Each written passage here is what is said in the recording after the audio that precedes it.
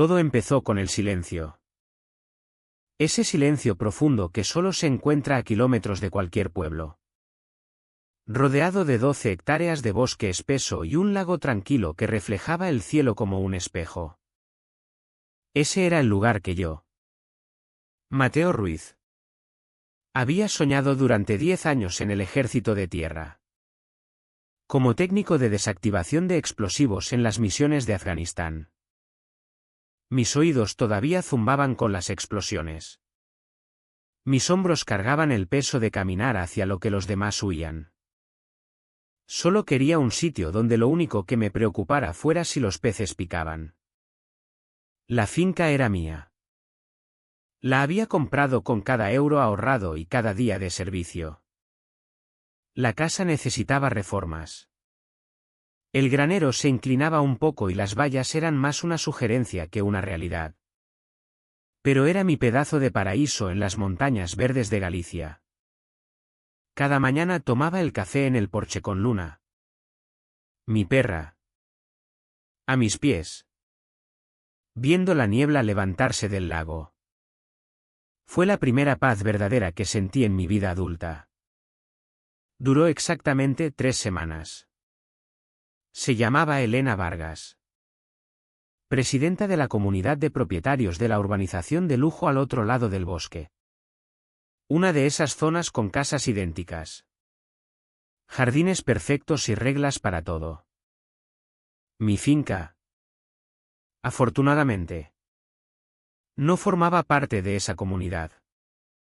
O eso creía yo. No llegó en un todoterreno como la gente de por aquí. Llegó en un sedán negro de lujo que parecía a punto de atascarse en la grava. Bajó con un traje pantalón tan afilado que podía cortar y gafas de sol demasiado grandes para su cara. Luna gruñó desde el porche. Siempre ha sido buena juez de carácter. Señor Ruiz, dijo con voz suave pero con filo de acero. No era un saludo. Era una declaración. Me tendió una carpeta gruesa y brillante. Confío en que haya recibido las normas de la comunidad. Nos gusta mantener una estética determinada. Miré el medio kilómetro de bosque denso que separaba mi propiedad de su reino impecable. Señora. Con todo respeto. Nadie de su urbanización puede ni siquiera ver mi casa. Fue la respuesta equivocada. Su sonrisa, ya fina, desapareció por completo. Era como ver un tiburón de porcelana decidir que no valías el esfuerzo. Las normas ambientales y visuales se extienden a todas las propiedades colindantes, recitó como si fuera sagrado. Estaremos en contacto. Y lo estuvieron. Al principio eran notas metidas en mi cancela. Escritas en papel caro. El tejado de su granero refleja excesiva luz solar por la tarde. Su perro fue oído ladrando durante 14 segundos el sábado. La presencia de campanillas de viento no está conforme con los elementos auditivos aprobados. Las ignoré. Había desarmado bombas caseras en sótanos. Podía lidiar con una mujer y su libro de reglas. Pero escaló. Multas por vegetación nativa no autorizada, las flores silvestres que crecían solas. Otra por el color de mi puerta principal. Que llevaba 50 años así antes de que yo llegara. Empecé a sentir esa vieja sensación familiar, ser vigilado. Ser atacado metódicamente. No se trataba de estética. Se trataba de control. Elena Vargas no solo quería que siguiera sus reglas. Quería quebrarme. Expulsarme. Una violación ridícula tras otra. Durante una semana no hice nada. Recogí las notas. Tiré las multas falsas a la basura y dejé que creyera que su campaña de tiranía mezquina estaba funcionando. Pero no me estaba rompiendo. Estaba observando. En mi antiguo trabajo.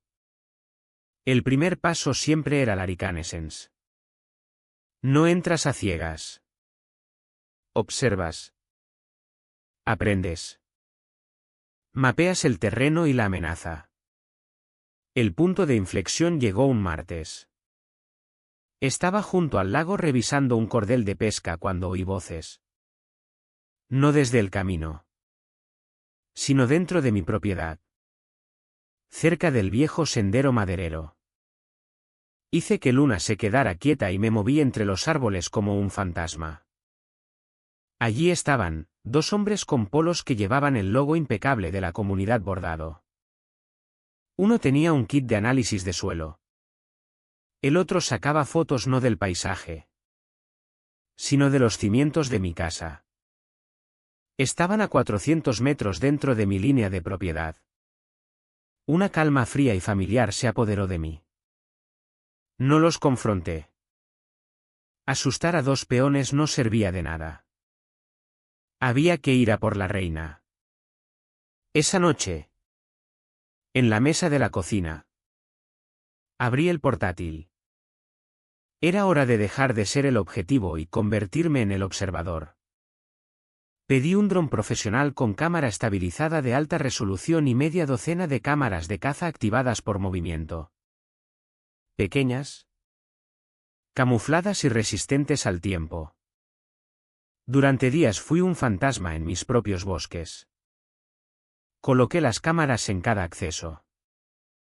Practiqué con el dron, manteniéndolo alto para que fuera casi silencioso. La primera recompensa llegó pronto. Un vídeo granuloso de las 2:17 de la madrugada mostraba una furgoneta sin matrícula parada fuera de mi cancela. Un hombre bajó. Sacó un bidón de 5 litros y vertió algo a lo largo de la valla donde crecían las flores silvestres. Al día siguiente, 50 metros estaban muertos. Ennegrecidos. Otra nota apareció: vegetación no autorizada detectada y programada para eliminación. No solo ponían multas. Destruían mi propiedad para justificarlas. Guardé el vídeo. Fue el primer archivo en una carpeta nueva que llamé simplemente Vargas. Pero el descubrimiento que lo cambió todo no vino del cielo. Vino del pasado. El viejo granero era más bien un cobertizo que se quejaba con el viento. Lo usaba para guardar trastos. Un sábado decidí vaciarlo. Estaba en el rincón del fondo apartando madera podrida y neumáticos viejos cuando la pala golpeó algo metálico. Era un congelador industrial antiguo, oxidado y cerrado por décadas de suciedad. No tenía sentido en medio del campo. La curiosidad pudo más. Cogí una palanca. El candado viejo se rompió con un chasquido.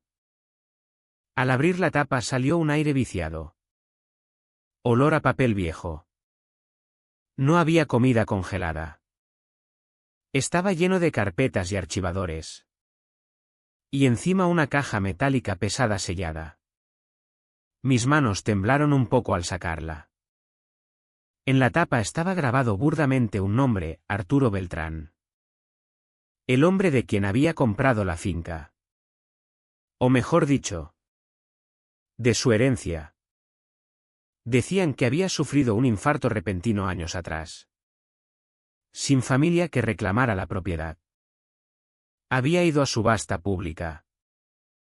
Abrí la caja y la sangre se me heló. No eran solo escrituras. Era la historia fea y larga de una guerra que un hombre había perdido. Copias de cartas amenazantes de Elena Vargas y la comunidad que se remontaban 15 años. Extractos bancarios con multas y costas judiciales diseñadas para sangrar a un hombre. Declaraciones juradas de otros vecinos describiendo las mismas tácticas de acoso. Muchos habían vendido sus propiedades a una empresa de desarrollo con accionistas anónimos. Lo peor era un diario encuadernado en cuero. Era de Arturo. Detallaba cada movimiento de Elena. Su obsesión por adquirir las tierras que rodeaban el lago. No solo la suya. Sospechaba que usaba la comunidad como arma para bajar los precios y que su empresa fantasma comprara barato para un gran complejo de lujo privado. La última entrada era de 2 días antes de su supuesto infarto. Hoy volvió. No con advertencia, sino con amenaza. Dijo que si no vendía, encontraría la manera de sacarme de la ecuación. Lo dijo con esa misma sonrisa de porcelana.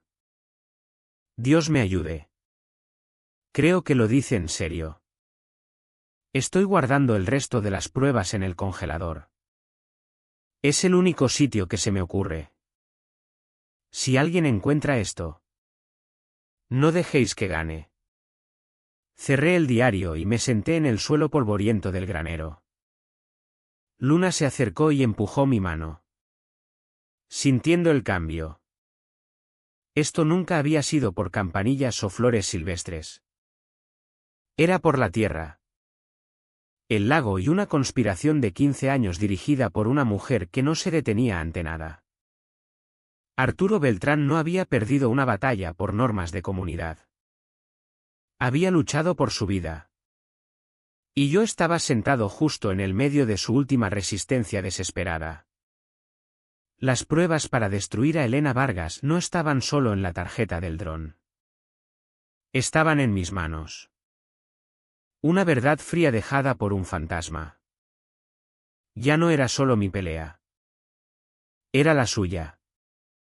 Y la de todas las familias que esa mujer había destrozado. Pero no podía ir directamente a la Guardia Civil local. El diario de Arturo estaba lleno de notas sobre sus tratos con el comandante Soto, indiferente en el mejor caso.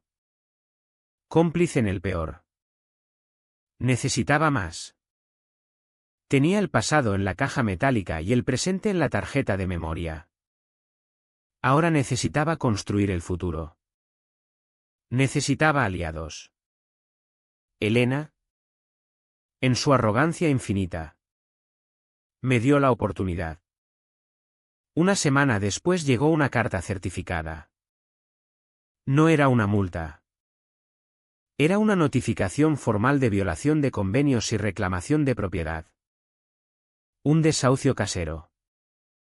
Citaba una docena de violaciones inventadas y decía que si no se corregían en 10 días, iniciarían acciones para incautar mi finca bajo una cláusula ambiental oscura.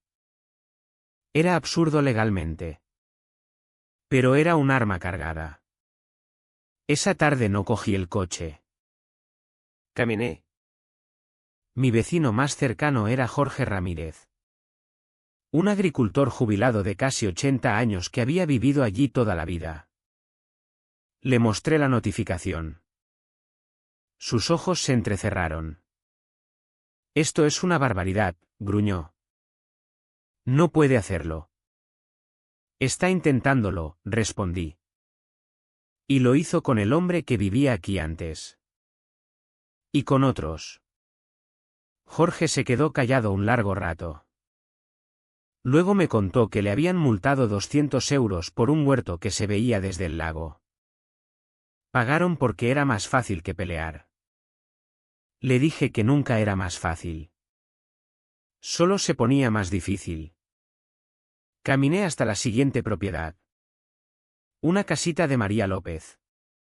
Profesora jubilada. Repetí el proceso. Y en la siguiente. Cada uno tenía su historia: multa por tender la ropa. Advertencia por el color de las tejas. Amenaza por el perro del nieto. Todos habían estado luchando solos. Pensando que eran los únicos. Esa noche envié un correo breve a Elena Vargas. Copiando la dirección principal de la comunidad, no corregiría ninguna violación.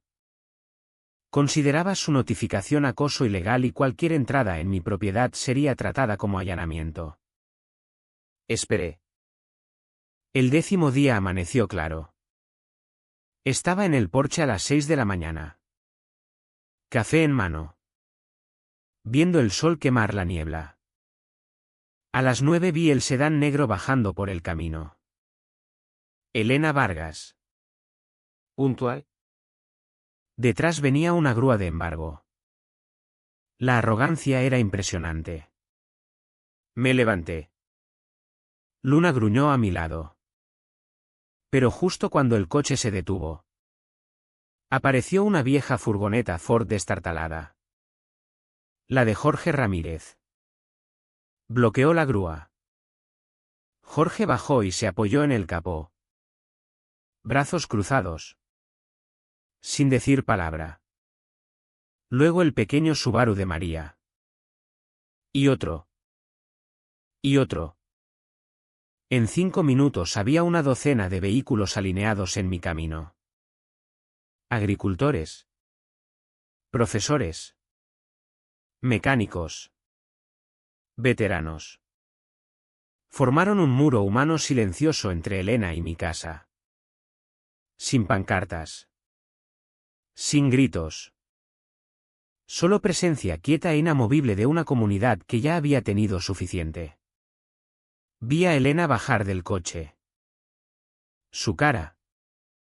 Normalmente máscara de control. Pasó del asombro a la rabia carmesí. Abrió la boca pero no salió sonido. Por primera vez. Elena Vargas se quedó sin palabras. Volvió a subir. Gritó algo al conductor de la grúa y se marcharon en una nube de polvo y humillación. Ese día ganamos. Al menos por un día. Esa noche sentí un destello de esperanza que no había sentido en mucho tiempo. Pero duró poco. Justo después de medianoche Luna enloqueció. No era su ladrido normal. Era frenético. Aterrado. Salté de la cama y miré por la ventana. El granero estaba en llamas. Llamas naranja furiosas que lamían la madera seca y rugían hacia el cielo. Llamé al 112 y corrí fuera. Agarré la manguera nada. El interruptor de la bomba del pozo estaba desconectado. No fue accidente. Fue deliberado.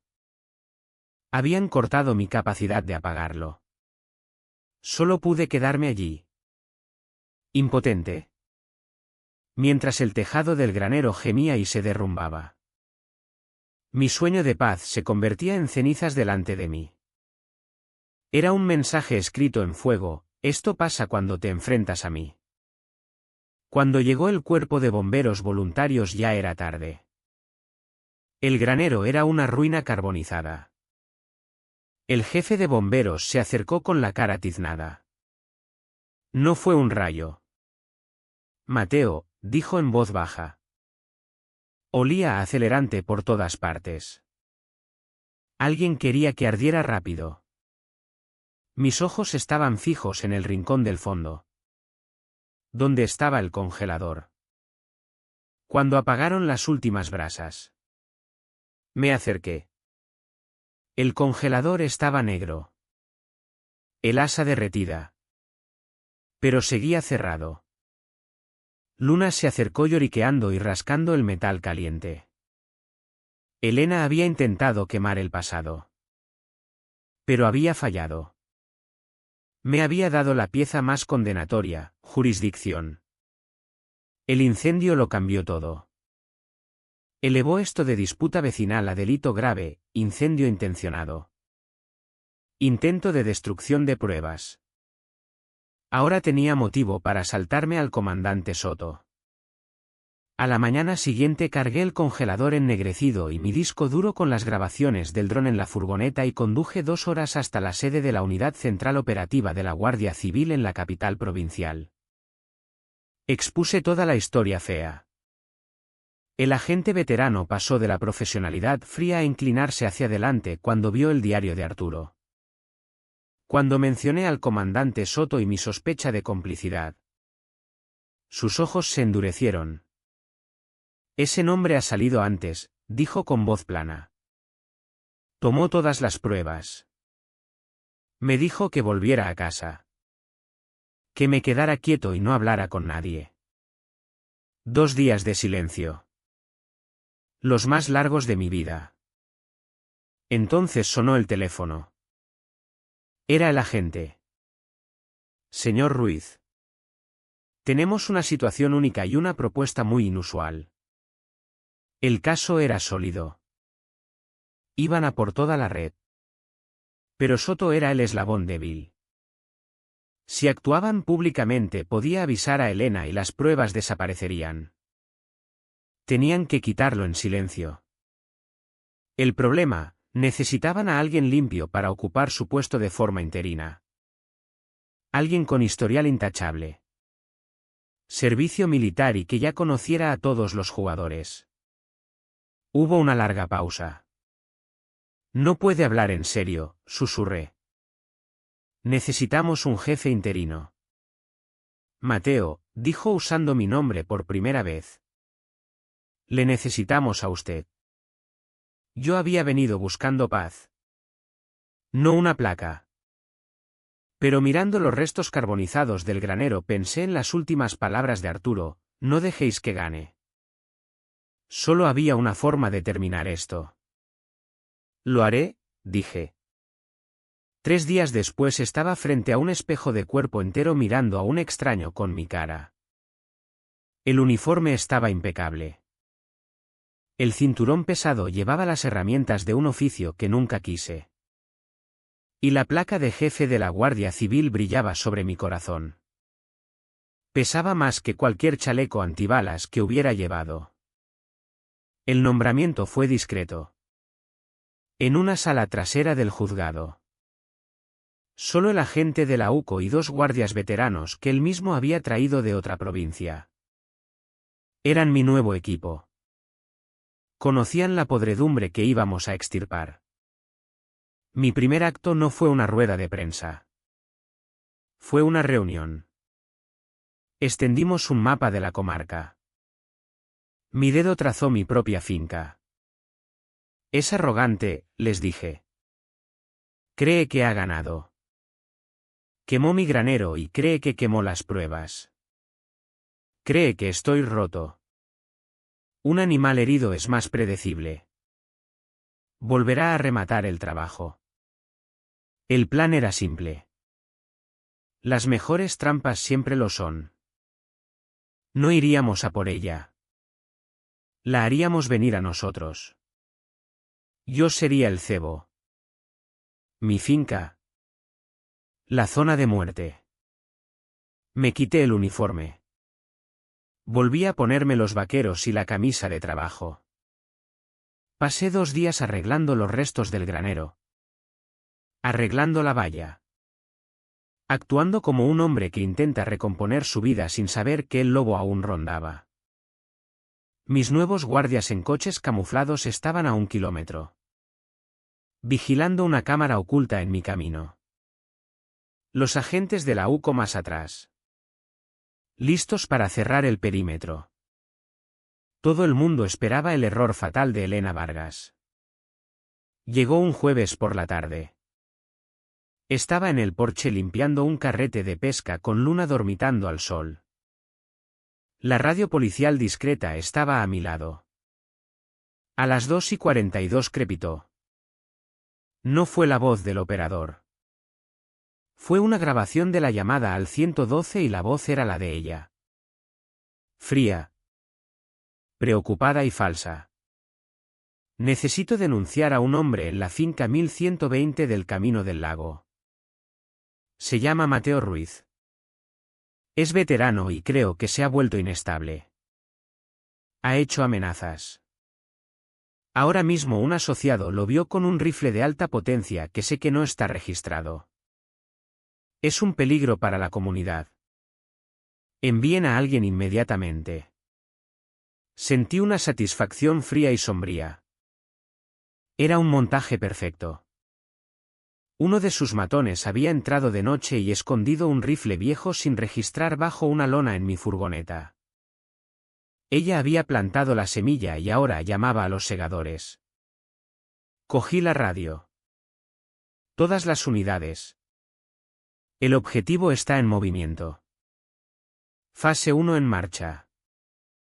Mantengan posiciones hasta mi señal. Me levanté y fui al borde del porche. 5 minutos después vi su sedán negro bajar por el camino de grava. No venía sola. Otro coche con 2 miembros clave de su junta. Venían a ver el espectáculo, verme arrastrado esposado. Aparcaron a distancia segura. Elena bajó. Brazos cruzados. Sonrisa triunfante. Estaba tan segura. Entonces llegó un único coche patrulla local. Un guardia joven limpio. Pero ajeno al operativo. Tenía que parecer real. El chico parecía nervioso. Señor Ruiz, llamó. Tengo una denuncia. Necesito que me muestre las manos y se aparte de la casa. Obedecí. Levantando las manos lentamente. Vi a Elena sonreír más. Este era su momento de victoria absoluta. Entonces lo sintió. Un rumor bajo. Una vibración en el suelo.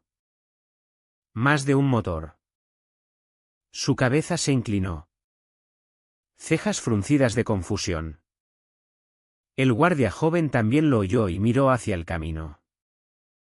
Sobre la loma apareció el primer vehículo, un Ford Explorer negro sin marcas.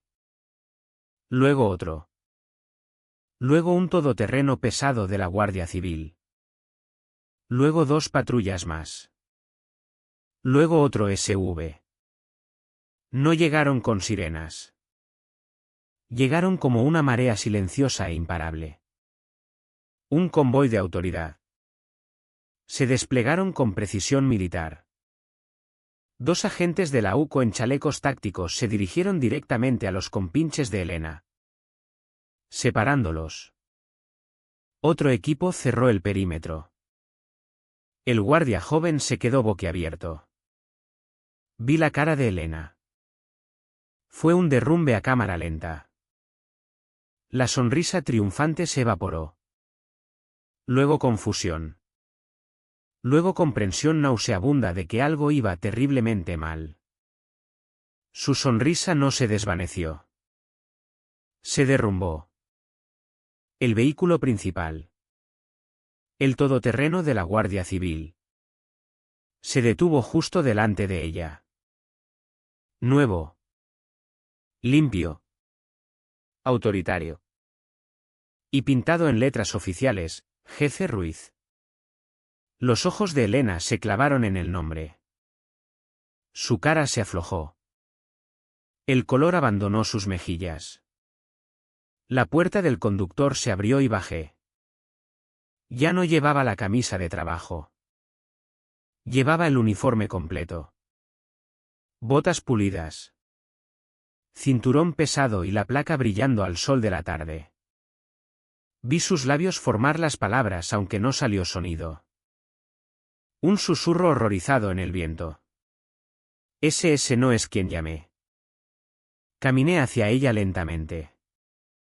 Cada crujido de mis botas en la grava era como el tic-tac de un reloj que se había quedado sin tiempo. Dejé que el silencio la aplastara. Los guardias. Los agentes. El círculo de acero cerrándose a su alrededor.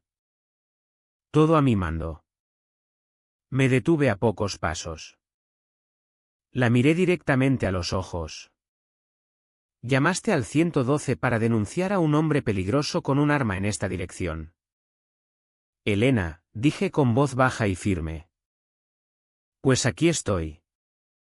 Dejé que flotara un segundo. Yo soy el hombre. Y como jefe de la Guardia Civil de esta comarca. Soy el arma.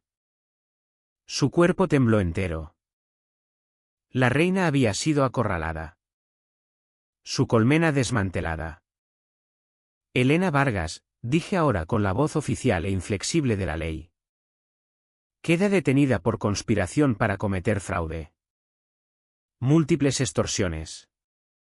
Incendio intencionado y su conexión con la desaparición y homicidio sospechoso de Arturo Beltrán. Al oír el nombre de Arturo algo se rompió en ella.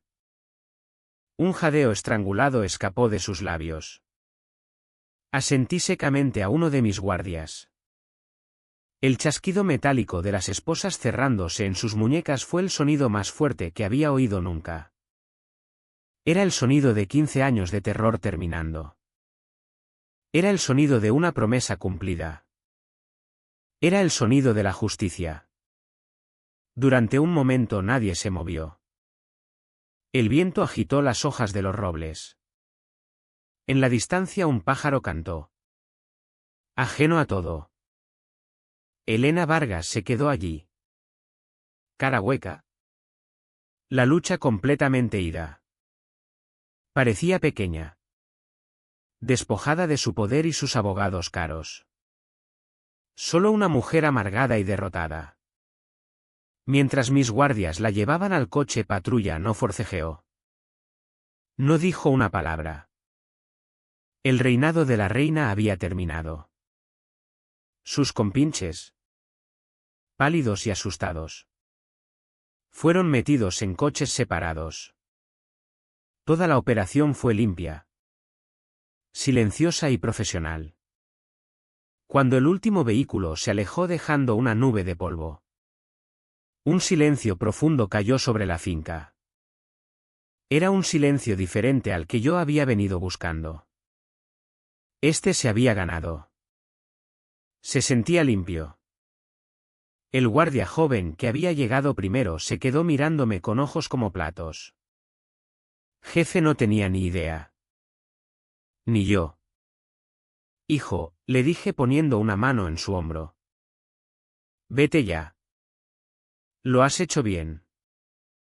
Y entonces quedamos solo Luna y yo en el porche de una casa que por fin era realmente mía.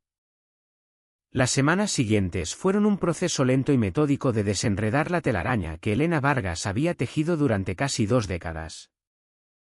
Los archivos fríos. Las pruebas de sus ordenadores y las confesiones de sus aterrorizados colaboradores fueron un sueño para el fiscal. Los dominós cayeron uno tras otro. El comandante Soto fue imputado. Cantó a cambio de sentencia reducida. Su confesión implicó a 2 concejales y un funcionario de urbanismo. Era una conspiración criminal completa. Construida sobre codicia y el silencioso acoso a buena gente que creía estar sola. La oficina del fiscal superior se interesó especialmente por el caso de Arturo Beltrán. Exhumaron el cuerpo. El forense que había firmado el certificado de infarto se había jubilado en la Costa del Sol. Muy rico. La nueva autopsia encontró rastros de un veneno rápido y difícil de detectar. El caso se reabrió como homicidio. Elena Vargas. En prisión preventiva federal. Ahora enfrentaba una acusación que podía encerrarla de por vida. La comunidad de propietarios fue disuelta por orden judicial. Todos los convenios fraudulentos declarados nulos. Un administrador estatal empezó a deshacer años de apropiaciones ilegales de tierras y multas. Gente que ni siquiera conocía me llamó a la oficina. Algunos llorando. Dándome las gracias por devolverles sus casas. Pasé 3 meses como jefe interino. Días entre papeleo. Reestructurando el cuerpo y restaurando confianza en la placa. Fue el trabajo más duro que había hecho. Y para mi sorpresa, no lo odié. Encontré propósito en el trabajo silencioso y constante de proteger la paz que tanto había luchado por ganar. Cuando llegó la elección especial, puse mi nombre en la papeleta. No di muchos discursos. Mi programa era simple: honestidad, justicia y la promesa de que nadie en nuestra comarca volvería a sentirse solo en su lucha. Gané por mayoría aplastante. 6 meses después de la detención de Elena. En una cálida tarde de sábado. El olor a barbacoa flotaba sobre mi finca. El esqueleto carbonizado del viejo granero había desaparecido. En su lugar había uno nuevo. Fuerte y sólido. No lo construí solo. Jorge Ramírez llegó el primer día con su tractor y media docena de amigos agricultores. María organizó turnos para traer comida y té dulce.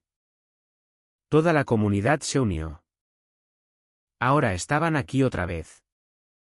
No para construir, sino para celebrar. Niños corrían por los aspersores. Música salía de un altavoz en el porche. Jorge contaba una larga historia a un grupo de vecinos que reían. Luna pasaba de mano en mano, con una pequeña placa de plástico de la Guardia Civil en el collar. Regalo de los guardias. Yo estaba junto al lago. Cerveza fría en la mano. Observando todo. Había venido buscando soledad.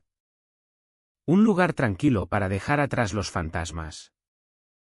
Creía que la paz se encontraba cerrando el mundo fuera. Me equivocaba. La paz no es aislamiento. Es comunidad. Es saber que tienes un lugar donde estar y gente que estará contigo. Es tener un hogar tan seguro que tu única preocupación sea si los peces pican. Mientras el sol se ponía tiñendo el agua de oro cálido. Sentí una satisfacción que nunca había conocido. Mi vida ya no era silenciosa. Estaba llena de risas. De responsabilidad y del propósito de un trabajo bien hecho. Y no la cambiaría por nada del mundo.